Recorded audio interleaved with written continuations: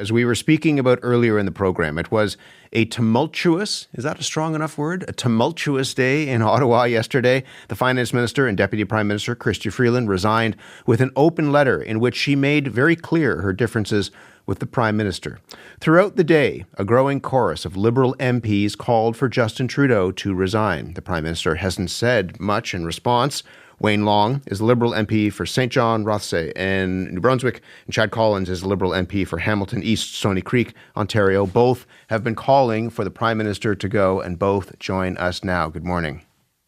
Good morning. Good morning. Thanks for having us on, Matt. Chad Collins, Chrystia Freeland got a standing ovation yesterday in the caucus meeting. The Prime Minister was there as well. You were there in that meeting. What did you make of that? I thought it was a very kind of sad and somber event in terms of, everyone recognized her contribution over the years in terms of the various portfolios that she's had. And I think most people in the room kind of looked at her as a victim in terms of not just circumstance, but of the political machinations that happen in the Prime Minister's office and happen quite regularly here in Ottawa. Do you see her as a victim? I do. I absolutely do. Yeah, I think most people in caucus know that she was dedicated to, addressing some of the affordability issues that we have in the country. She was also dedicated to ensuring that we passed a fiscally responsible budget. And I think it's no secret that, the Prime Minister is one who's open to spending, maybe more than we should. And I think those two visions and political positions collided last week. And I think the outcome was what we witnessed yesterday. So just to be clear, I mean, in her resignation letter, she pointed out costly gimmicks, and people have assumed that was this idea of the $250 check that would go to working Canadians. It's not in the the fall economic statement. There's also the GST holiday. Do you see those things as costly gimmicks? The rebate for sure. I was one of those people who openly criticized its release. It excluded seniors and people with disabilities. I don't know how we try to address affordability issues for all Canadians and exclude those two very vulnerable groups. And it's not something I think we've been accustomed to doing in the past. And so there were many people in caucus, without breaching confidentiality, who shared the same concern, who many talked about in making those investments in other areas like housing and other portfolios. And so it was a bit of a surprise when it was released. And I do see it as a gimmick, and I really respect the fact that Ms. Freeland stood her ground and held the position and took the position that she did. I've heard from my constituents that they're very concerned about it, and again, I just think it speaks to two different visions for where we should go with the 2025 budget. And it seems as if Ms. Freeland won that battle. It wasn't, as you just mentioned, it wasn't in the fall economic statement. Just because you were in the room, let me just ask you one more thing. And I know that there's confidence that you can't preach, but the Prime Minister did address members of caucus. Do you believe that the Prime Minister enjoys the confidence of caucus? No, absolutely not. I think if there was a secret ballot that was held with caucus, I think it would be overwhelmingly I don't think there's support there for the Prime Minister. So there was this letter that was circulated earlier with names of MPs. You were on that letter calling for him to resign. People have been saying over the course of yesterday that more names were added. How many people are on that letter? That'd be a guess for me, but I'd say that we're probably talking several dozen MPs who've now joined the list. And there were many, Matt, back in October who talked about, I'm just not there yet. Give me a couple of weeks, give me a couple of months, and let's see what happens through the fall. Let's see what happens with the GST scenario in terms of whether it resonates with Canadians. It hasn't, and so I think the actions that the Prime Minister took with Ms. Freeland, I think, convinced many that now's the time. Wayne Long, you were not at the caucus meeting yesterday, but you have obviously been watching this very closely. What do you make of the Prime Minister's response to yesterday's events? Well, I mean, a couple points, and thanks for having me on the show. The Prime Minister's clearly lost the confidence of, the party and the country. And, I came out at the end of June and, openly called for his resignation. And since then, We've dropped more in the polls. We've had, things like security clearance issues with Pierre Poilievre, foreign interference. We came out with the HST holiday. We continue to either drop in the polls or stay the same in the polls. I mean, we are 20 to 22 points back. And let me summarize it this way.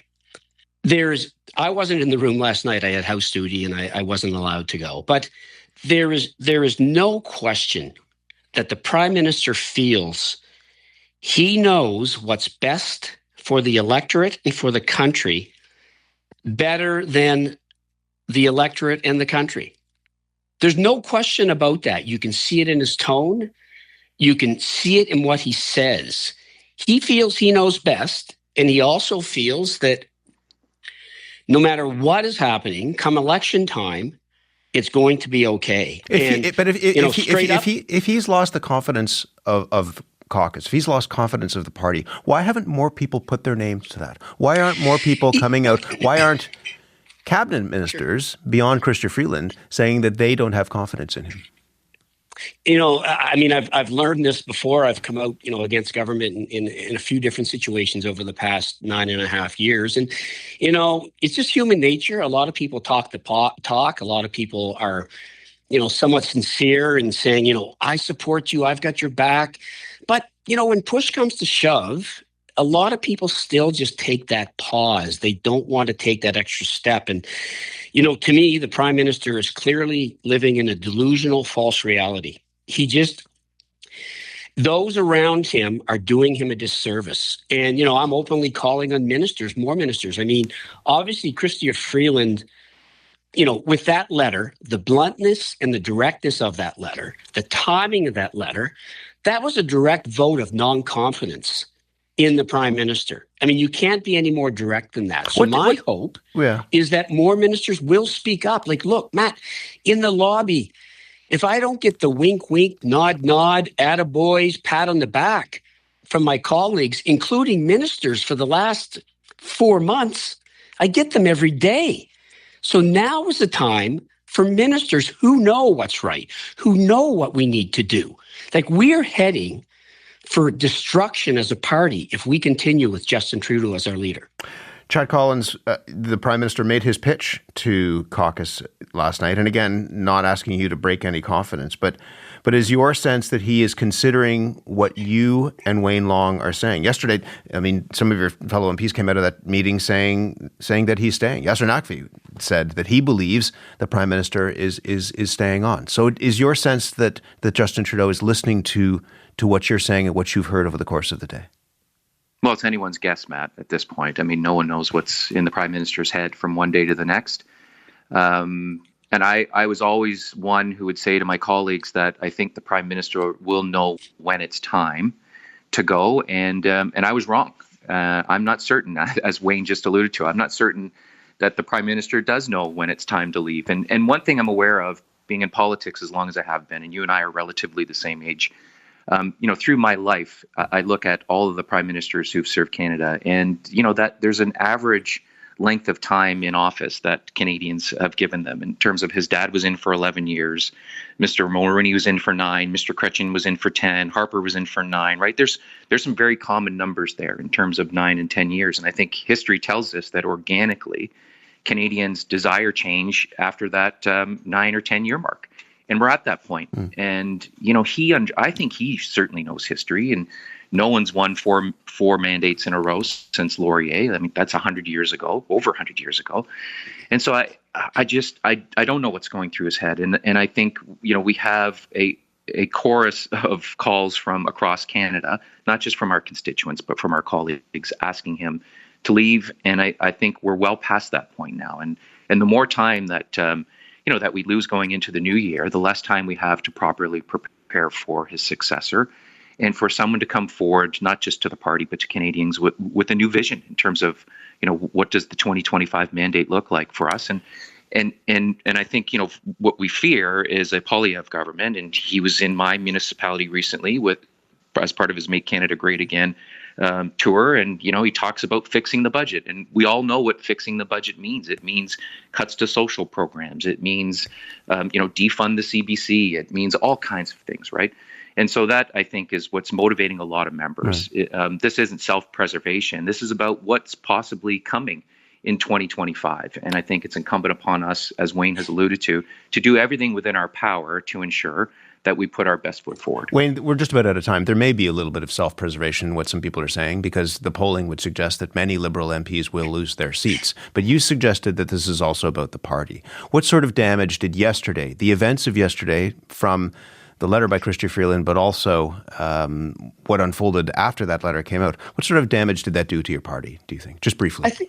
I think the Liberal Party is an institution in the country, and we can recover very quickly, but we need a viable alternative to Pierre Poilievre. Like, he is absolutely beatable, but he is not beatable with Justin Trudeau. Like, I have not seen visceral dislike for a prime minister like this, really, since probably Brian Mulroney, when the Conservatives were reduced to 2 seats. And you believe your party you believe your party could recover from that if Justin Trudeau were to take a walk in the sand or on the snow or whatever, wherever he goes for his holiday, that would be something that could give life back to your party. There's no question. There's no question that we can, mount a viable alternative and win the next election. Like, to me, it's so frustrating when I talk to ministers in our government and say, look, if we continue on this path, Pierre Poilievre is going to reverse everything we've done. So why not make a change now? Why not have some more policies that move us a little more to the center where we should be anyway? And let's find a place where we're appealing to Canadians. And right now, like I said yesterday, like, we're not a ship that's taking on water. We're the Titanic right now. And we need to really change direction. We will be watching. It was quite a day yesterday. I appreciate you both being here this morning to talk about what happened and where you may go from here. Thank you very much. A pleasure. Thanks, Matt. Wayne Long is the Liberal MP for St. John Rothesay in New Brunswick. Chad Collins is the member for Hamilton East, Stony Creek in Ontario. There will be more coverage of this story as the story unfolds. Of course, you can find that on the CBC News app, right here on your CBC Radio, CBC.ca, and beyond.